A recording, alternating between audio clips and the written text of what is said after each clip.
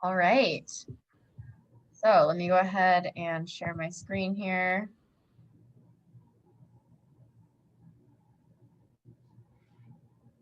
All right, y'all can see that? Sweet. Okay. Oh, when was the last time I did a PowerPoint on here? High school? There we go. All right.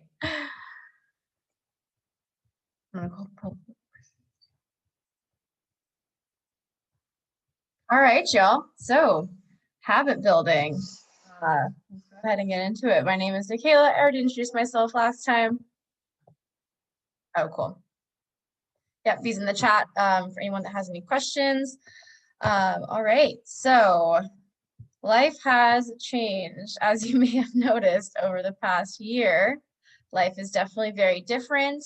We have a lot of daily habits that we probably never thought would be daily habits before. I feel like the beginning of the pandemic, we all kept forgetting our masks. We're like, oh yeah, masks are a thing. Now I'm like, I feel naked without my mask, just like losing my phone at home, right? Same thing. So you probably don't even notice these habits anymore, right?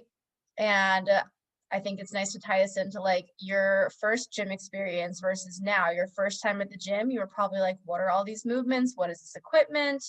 And now you're like, maybe you're a total OG, maybe you're still learning. Either way, obviously the experience is very different. So I want you to take a moment here, if you have a pen and paper, just to kind of take a second to think about what motivated you and how that compares to now. So basically where you were before at the gym and where you are now. And I'll give you all about a minute here. So take your time, jot down some thoughts.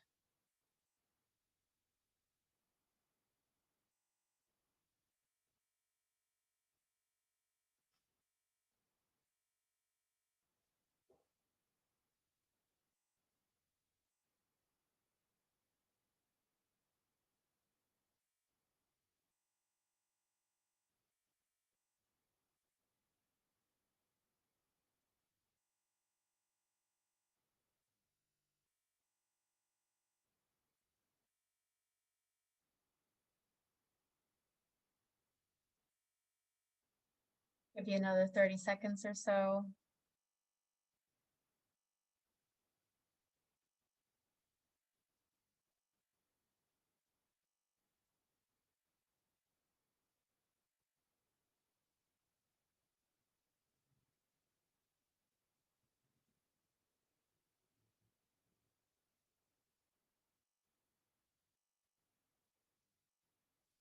All right. So we're going to go ahead and move on to that next slide here, but just keep that in mind. If anyone has anything too they want to share right now, feel free. You are welcome to share your story if you are feeling called to do that at any time. Otherwise, I will move on to the next slide.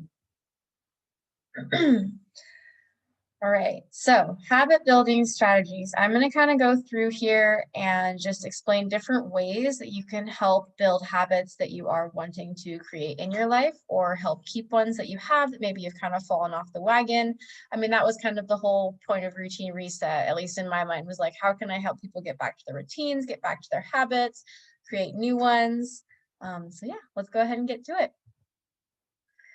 So before we start getting into the habit stuff, I want you to just keep in mind that it's a good idea to think about committing to about a month of this. So 30 days is a really nice window to kind of give yourself to focus on one thing or multiple things, depending on how ambitious you are for those habits.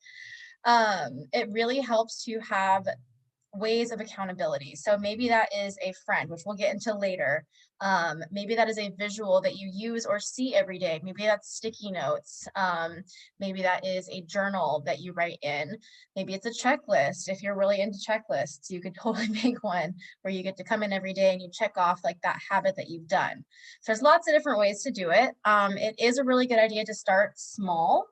So break that habit down a little bit. It can seem really overwhelming if you, for example, say you want to go to the gym 5 days a week. Well, if you haven't gone to the gym 5 days a week before, that may be really overwhelming, maybe a lot of like physical like pain as well from like soreness and just getting used to things. But going to the gym 2 to 3 days a week may be a lot more in your wheelhouse. And that way it won't become a habit that feels overwhelming to start or something that feels like too much. So start small, start in little bits and pieces, and add on more as you go, as you become more comfortable with your habit.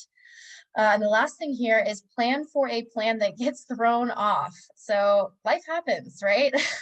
And if life happens, sometimes our plans have to change a little bit, but there are ways to change them. If you think about ways that maybe your plan or your habits might be thrown off, are there solutions to those? Are there compromises you can make to still continue your work without being completely thrown off your schedule or your plan?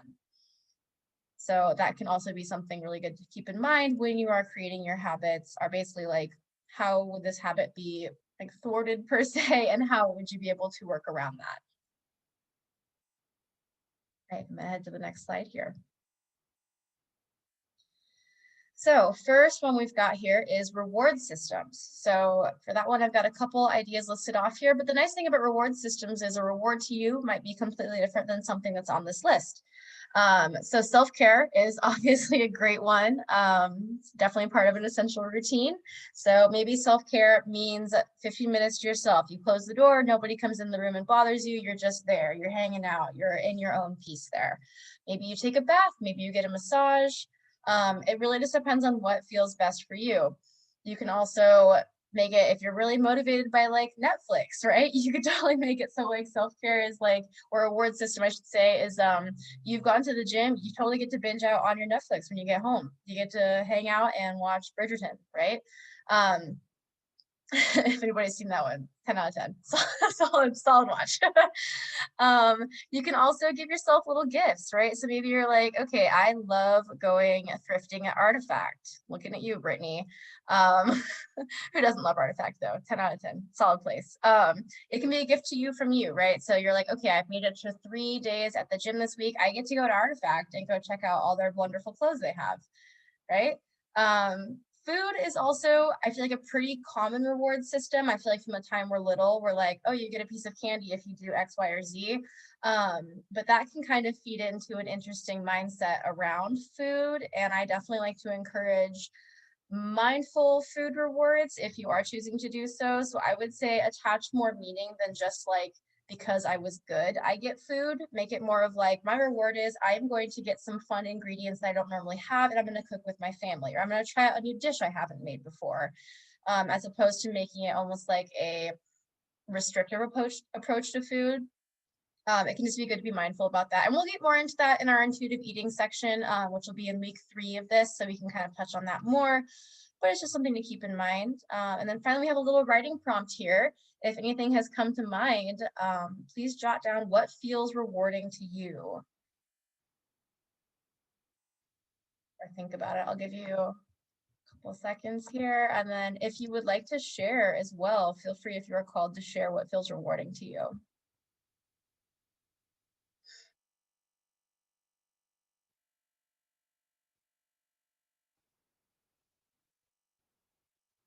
Yeah, go ahead, Ellen. So one thing that I've noticed is I have seriously slacked on drinking water. Being at home, you'd think like, oh yeah, it's like you're like able to drink water whenever you like whatever. And so like that's one of my goals is to like drink more water again. So I got a new water bottle, like a um gigantic water bottle. Nice. And so I was thinking like a good reward would be like a sticker on the water bottle for each week that I like meet my water goals. So, because that's like a little gift that doesn't cost a lot of money, but it feels rewarding and I can see it. And it's like, yeah, I don't know. I love that. That's a great idea. That is a really good idea. I think something that makes me think of is like buying something for myself that like aids or like helps me in some way. Like, and I think that I usually do that type of thing beforehand though. Like I'll be like, oh, I'm going to get this whiteboard calendar because that will help me, with visual tracking. But anyways, or like getting like a new like new tights or a t-shirt for working out, like stuff like that that makes me feel good doing it, or new shoes. So that's what Ellen's sticker idea. That's a good cheap one to do though. And like visually track it too. Like, oh, for every sticker, like every week. So I like that. Yeah, that's great. I definitely am also a sticker person. And they're handy when you have like checklists too, because you get stickers and checklists. You're like me and you like both of those things. Stop. Don't tempt me with a checklist. Like, that is a reward in and of itself, is just having a list and being able to like, oof, check one off. Mm. All right, I'm gonna move on here. If we don't have anything else to share for this one. All right, so our next habit building helper is a buddy system. So I think that the buddy system, I know definitely the beginning of COVID when everyone was still getting used to Zoom and all that stuff, we probably felt like our buddies were kind of like removed a little bit. Like we have a lot less socialization than before. We might have had team sports or clubs, right? Maybe we had like people we hung out with every weekend, we went to the gym with every weekend, but things change.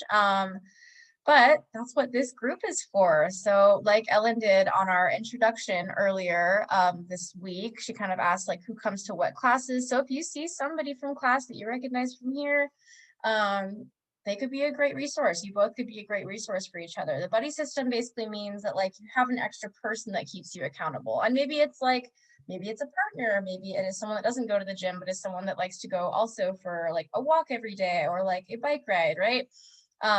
It's basically a nice reminder that you're not alone in your journey, and it helps sometimes if one of you is feeling unmotivated, the other person might be feeling motivated, might be like, no, we can do this, we got this. And you're like, you're right, we do got this. And also, suffering is just better in a group. You know, if you're in the middle of a workout class and everyone else around you is sweaty and working hard, you're like, okay, well, at least we're all feeling this.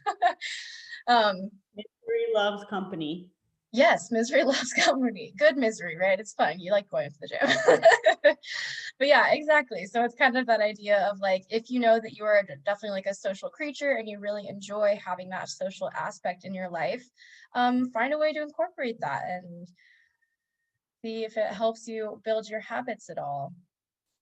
I heard a really good thing recently that somebody shared online, that, you know, obviously you have like accountability buddies that are like me and Tequila, right? She's my buddy. I'm like, we need to work out. We go, we lift, we do it together. We hold each other accountable. But this really interesting thought came up of sometimes you have accountability, but you don't even know it, right? So I think we can all relate to this a little bit. When you go to a class all the time, you might not know somebody's name, but you notice if they're not there, right? You're like, oh, I wonder where that one girl is. She's like always in class with me, but I didn't see her for the past couple days. So I just love that thought, that even if you don't necessarily have somebody that you're directly talking to and that you like know their name and they're not like your fitness friend or your gym buddy, you still have accountability. People still know when you're in class, and if you're coming regularly, people will wonder where you went and wish you well and hope that you come back to the next class, even if they don't know anything else about you other than you go to that class. No, that's so true. That's a really great point to bring up, B. I remember in some of my morning classes, I feel like the 5:30ers have a very regular crew. 5:30 a.m., there is like a certain set of people that go to that. And if one person is missing, someone always asks, they're like, oh, where's so-and-so today? And I'm like, I don't know, but it's so true. Like people definitely notice and they're like, oh, where's my like workout buddy? So that's a great point to bring up. Yeah, Ellen, go ahead.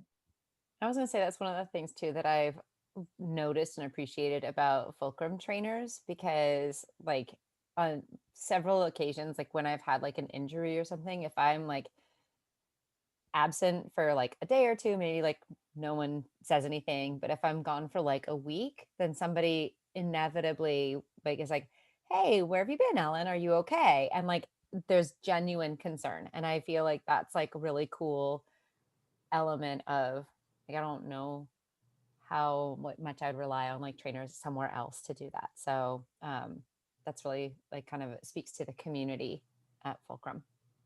Yeah.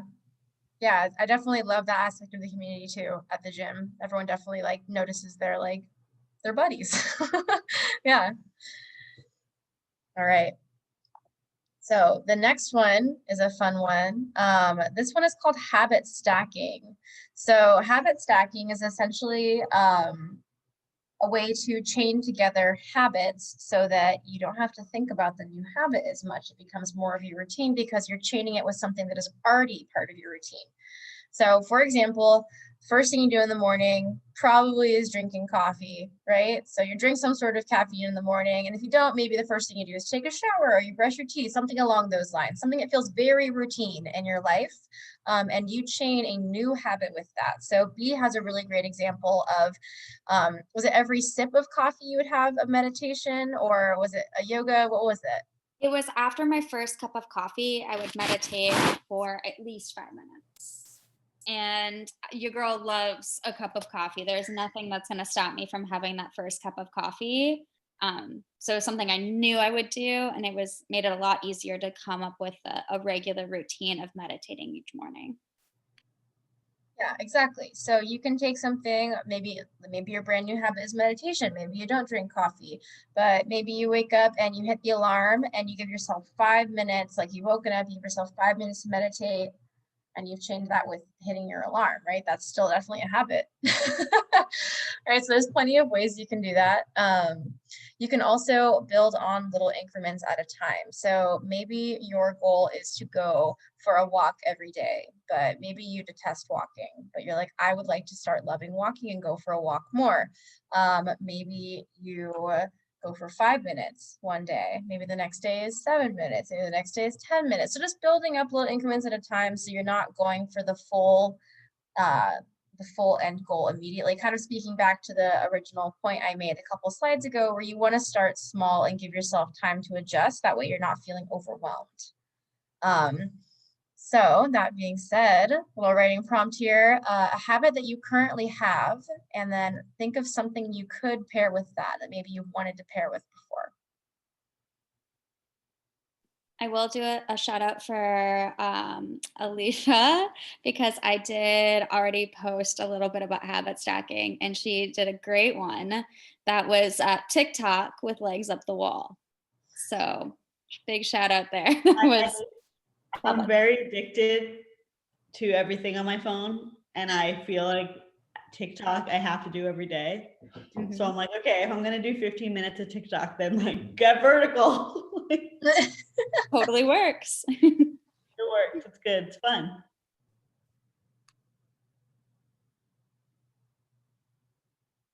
I know Ellen's on the TikTok too. I see those videos, girl. They're good.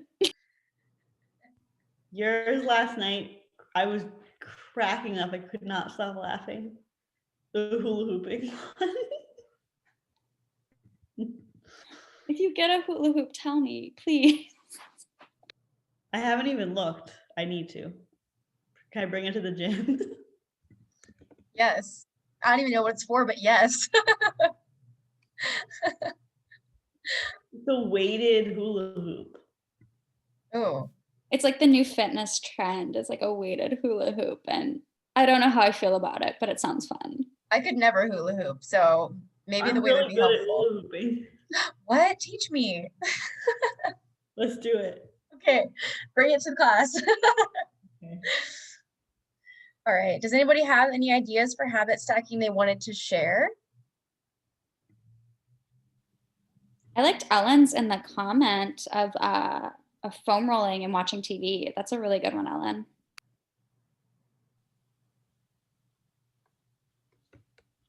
I'm trying to read more. I noticed, especially like after I graduated, I was reading 0 books.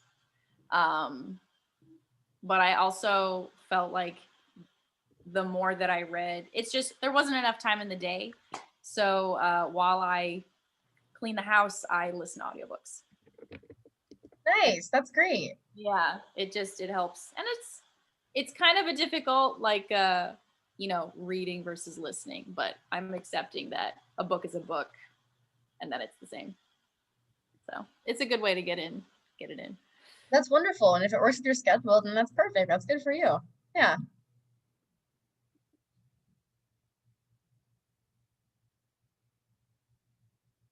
right, I think we will move on here. So next one is goal setting. So you've probably heard of SMART goals before. Ooh, the chat is blowing up. So SMART goals, they are specific, measurable, achievable, relevant or realistic, and time-based. And we'll kind of go through those here. I have an example. I think oftentimes I hear people go, oh, I wish I stretched more. I say that too about myself. I'm like, oh, I wish I stretched more. So I use the example of stretching. So say you want to build a habit of keep stretching your hips 3 days a week. All right. So that's the specific. You're like, okay, I know exactly what I want. You've got the nitty gritty. Make sure that it is something that is measurable. All right. So an approach to it that you feel like you can measure. So for example, you would start small. Think I would do maybe 30 seconds 2 days a week. Then maybe you'd move up to 1 minute 3 times a week, so on and so forth until you hit your goal. Make sure that it is achievable. Is this something that is realistic and can fit into your schedule, especially with COVID and everything? I think it's very important to make sure whatever habits you're adding in really do feel achievable, just with given the current times. So for example, if you're like, well, I know I go to the gym 4 days a week. Awesome. So maybe 2 of those 4 days, you stay 5 minutes after class and you stretch your hips because you're already there. You know you'll do it if you put your mind to it. So that's a really nice way to do that. Make sure it is relevant and realistic. Like, do you have a genuine goal behind it? Maybe it is to better your health. Maybe it is to better your mental health, right? As long as that goal has something that is really important to you, it's going to make it more enticing to do your goal. And then finally, time-based. So if you make it a priority this week and continue doing it during our next 5 weeks of the routine reset, you might find that it becomes one of those habits you stop thinking about, one of the ones that just becomes part of your schedule, right? That's the idea. All right. Sweet. So we are going to finish out here with a few writing prompts, and then we're going to break into some groups. B, do you think we should break into groups, or should we just stay in this one? I think we have a small enough group that we might just be able to do everybody together tonight. Great. So I'll give us a couple minutes here. These writing prompts. I believe we've already asked some of these, if not all of these. So just take a look at these, take a look at your notes, and then we can kind of go through and share what we have, if you're feeling called to it.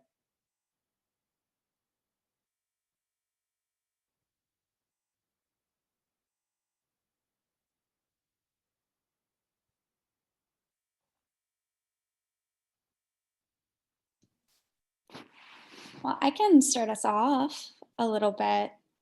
Awesome. Yeah, go ahead. So I think like the prompt that stood out to me the most, at least this round, was the third prompt of how goals have changed over our time in lockdown. And I think back to what my goals were before. And sometimes I think it's really easy to feel like those goals have to be the same. Like I remember, I think back to, a year ago, and I was thinking about like doing a powerlifting competition. Like I was like, I want to lift as heavy as possible and I'm ready to get into this. And it so much has changed that it's easy to think like, wow, I've strayed so far from that goal. But being accepting of that and realizing that my goals now are just as valid. So now my goals are much more about consistency and about, okay, if I get into the gym 3 days a week, like that is it. That is my goal. If I have fun with it, that's my goal. If I have a good time with it, that's my goal. And so seeing how those goals have shifted and having an acceptance of that has been really motivating and really, I feel like it's helped me connect with other clients more to understand that for myself as well. So that's a little bit about my goals and how they compare. Before they were pretty, I don't know, I would say big, but I've learned to like enjoy the goals that I have now and recognize they're just as important, even if they're not as flashy as what my goals were pre-pandemic. Yeah, thanks for sharing, B. I know one for me recently that comes to mind. I really, really like listening to music. And I feel like I'm a bit of a hermit lately. So I was like, I should get outside and walk like 30 minutes a day. Just 30 minutes. Like I feel like I oftentimes have 30 minutes in my schedule that I spend like, scrolling through Instagram. I don't have TikTok for a reason. Otherwise, that would be where my 30 minutes, probably my hour goes. So I will take the time to pick out an album that I've never listened to before, like a full album, and listen to it like all the way through, or at least like half of the way through. Um, so that's like kind of my motivator is like, okay, if I go for a walk, I get to listen to this whole album and not like be distracted. So that's kind of fun if you're into music.